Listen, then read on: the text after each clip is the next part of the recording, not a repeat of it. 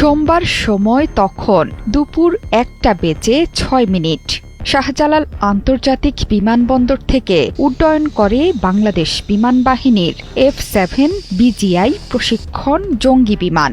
আন্তঃবাহিনী গণসংযোগ অধিদপ্তর ISPR এর তথ্যমতে উড্ডয়নের পরপরই এটি ভেঙে পড়ে উত্তরার মাইলস্টোন কলেজের একটি ভবনের ওপর।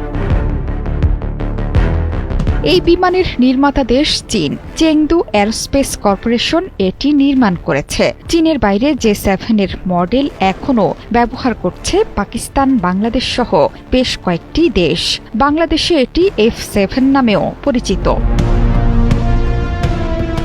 1964 সালের মার্চে চীনের শেন ইয়াং এয়ারক্রাফট ফ্যাক্টরিতে শুরু হয়েছিল চীনের তৃতীয় প্রজন্মের J-7 যুদ্ধ বিমানের উৎপাদন। ওয়ালটন টেলিভিশন মাত্র 25,490 টাকায় পাচ্ছেন গুগল টিভি। এরপর তৈরি হয়েছে J-7 এর অসংখ্য মডেল, বিক্রি হয়েছে বহু দেশে। চেংদু J-7 রাশিয়ার MiG-21 এর লাইসেন্সড সংস্করণ। রুশ কারিগরি সহায়তায় চীনে প্রথম তৈরি হয় এই যুদ্ধ বিমান।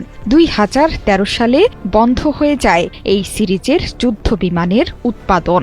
এরপরও বিভিন্ন দেশের বিমান বাহিনীতে এখনও সক্রিয় ভূমিকা রাখছে J-7 সিরিজের যুদ্ধ বিমানগুলো। এই যুদ্ধ বিমানগুলো মূলত ইন্টারসেপ্টর হিসেবেই ব্যবহৃত হয়ে থাকে। স্বল্প পাল্লার infrared homing air two air missile দিয়ে সজ্জিত। মূলত স্বল্প পাল্লার এয়ার টু এয়ার যুদ্ধের জন্য নকশা করা হয়েছে এই যুদ্ধ বিমান। বিমানটি আকাশ থেকে ভূমিতে আক্রমণের জন্যও ব্যবহৃত হয়। বাংলাদেশ বিমান বাহিনীর কাছে বর্তমানে 30-এর বেশি F-7 বিজিআই মডেলের বিমান আছে। এগুলোই চেংদু J-7 বিমানের রফতানি সংস্করণ। বিশেষভাবে বাংলাদেশের জন্য নকশা করা হয়েছে। সাধারণত F-7 যুদ্ধ বিমানগুলোকে ইন্টারসেপ্টর এবং গ্রাউন্ড অ্যাটাক রোলেই ব্যবহার করা হয়।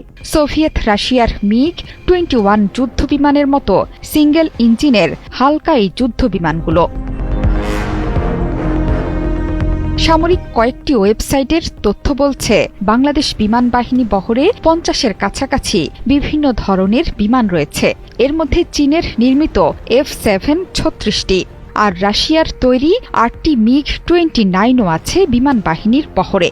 এছাড়া চীনের FT-7 প্রশিক্ষণ যুদ্ধ বিমান, যুক্তরাষ্ট্রের লকহিডের 2টি সিরিজের কৌশলগত পরিবহন বিমানও আছে এই বাহিনীতে। বাংলাদেশ বিমান বাহিনী রাশিয়া, ফ্রান্স, ইতালি, চেকোস্লোভাকিয়া থেকে কেনা কিছু প্রশিক্ষণ বিমান ও হেলিকপ্টারও ব্যবহার করে। জোহরা চৌধুরী সেতু, 71।